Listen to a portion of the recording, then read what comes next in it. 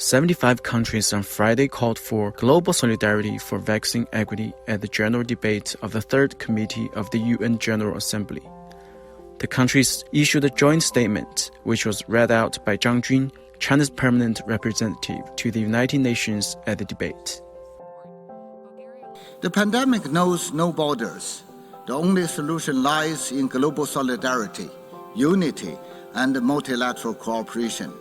We call on all states and stakeholders to strengthen solidarity and international cooperation to contain, mitigate, and overcome the pandemic and its consequences, ensure protection for those most affected, including women, children, youth, the older persons, and persons with disabilities, and take measures to counter misinformation, disinformation, stigmatization, racism, and xenophobia.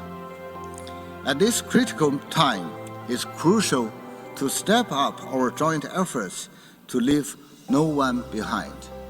We recognize the need to begin treating the COVID-19 vaccine as a global public good and for health.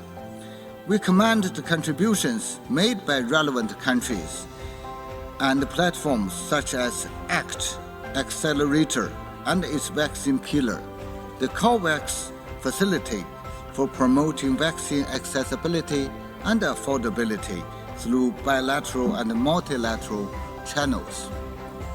However, vaccine equity is still far from being reached. The progress on vaccine rollout has been widely uneven and unfair. Many countries, in particular the developing world, still lack adequate access to available and affordable vaccines. We are also worried by a disturbing trend of vaccine nationalism and the stockpiling of vaccine doses beyond need. In that regard, we welcome the WHO's call to prioritize vaccinating the people most at risk around the world who are yet to receive their first dose. We support the Secretary General's call for vaccine equity in order to ensure no country is left behind.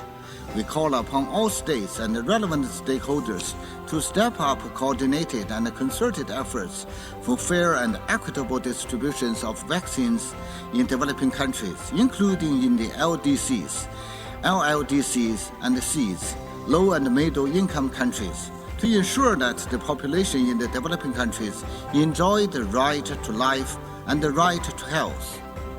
We call on capable vaccine-producing countries to translate their commitment into actions and ensure timely and adequate delivery of vaccine support to receiving countries.